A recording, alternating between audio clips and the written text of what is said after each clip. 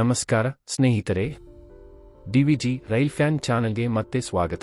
ಇಂದು ನಾವು ಬೆಂಗಳೂರು ಕಡಪ ಹೊಸ ರೈಲು ಮಾರ್ಗ ಯೋಜನೆಯ ಏಪ್ರಿಲ್ 2026ರ ಇತ್ತೀಚಿನ ಅಪ್ಡೇಟ್ ಬಗ್ಗೆ ತಿಳಿದುಕೊಳ್ಳೋಣ.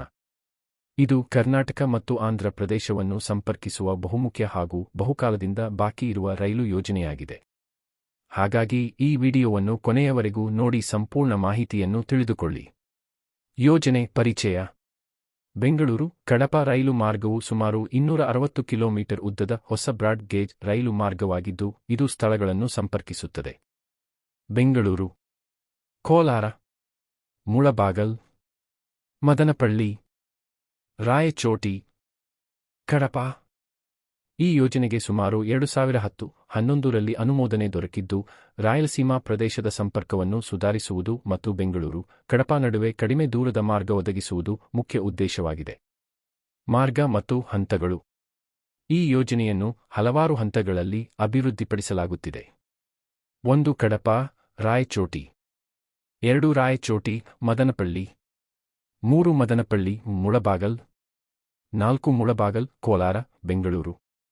ಕಡಪ ರಾಯಚೋಟಿ ಭಾಗದಲ್ಲಿ ಭಾಗಶಃ ರೈಲು ಸಂಚಾರ ಈಗಾಗಲೇ ಆರಂಭವಾಗಿದೆ, ಮುಖ್ಯವಾಗಿ ಪ್ರಯಾಣಿಕರ ಹಾಗೂ ಸೀಮಿತ ಸೇವೆಗಳಿಗಾಗಿ. ಉಳಿದ ಭಾಗಗಳು ವಿವಿಧ ಹಂತಗಳಲ್ಲಿ ನಿರ್ಮಾಣ, ಸಮೀಕ್ಷೆ ಅಥವಾ ಅನುಮೋದನೆ ಹಂತದಲ್ಲಿವೆ. ಏಪ್ರಿಲ್ 2026 ಪ್ರಸ್ತುತ ಸ್ಥಿತಿ. ಇದೀಗ ಏಪ್ರಿಲ್ 2026ರ ಇತ್ತೀಚಿನ ಸ್ಥಿತಿಯನ್ನು ನೋಡೋಣ. ಕೆಲವು ಭಾಗಗಳಲ್ಲಿ ನಿರ್ಮಾಣ ಕಾರ್ಯಗಳು ನಡೆಯುತ್ತಿವೆ, ವಿಶೇಷವಾಗಿ ಆಂಧ್ರ ಪ್ರದೇಶದ ಭಾಗದಲ್ಲಿ.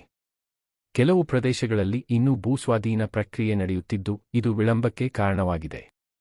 ಕರ್ನಾಟಕ ಭಾಗದಲ್ಲಿ ಪ್ರಗತಿ ನಿಧಾನವಾಗಿದೆ, ಮುಖ್ಯವಾಗಿ ಅನುಮತಿ ಮತ್ತು ಮಾರ್ಗ ಹೊಂದಾಣಿಕೆ ಸಮಸ್ಯೆಗಳ ಕಾರಣದಿಂದ.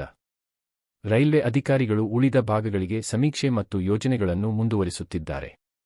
ಒಟ್ಟಾರೆ ಈ ಯೋಜನೆ ನಡೆಯುತ್ತಿದೆಯಾದರೂ ನಿಧಾನಗತಿಯಲ್ಲಿ ಸಾಗುತ್ತಿದೆ. ಪ್ರಮುಖ ಸವಾಲುಗಳು.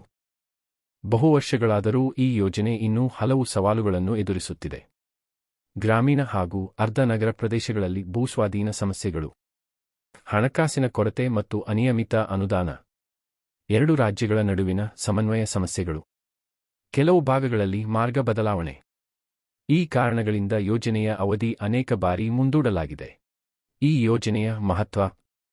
ಈ ರೈಲು ಮಾರ್ಗವು ಪ್ರದೇಶಕ್ಕೆ ಅತ್ಯಂತ ಮುಖ್ಯವಾಗಿದೆ. ಬೆಂಗಳೂರು ಮತ್ತು ಕಡಪ ನಡುವೆ ನೇರ ರೈಲು ಸಂಪರ್ಕ ಒದಗಿಸುತ್ತದೆ. ಪ್ರಯಾಣ ಸಮಯ ಮತ್ತು ದೂರವನ್ನು ಕಡಿಮೆ ಮಾಡುತ್ತದೆ. ರಾಯಲಸೀಮಾ ಪ್ರದೇಶದ ಆರ್ಥಿಕ ಅಭಿವೃದ್ಧಿಗೆ ಉತ್ತೇಜನ ನೀಡುತ್ತದೆ.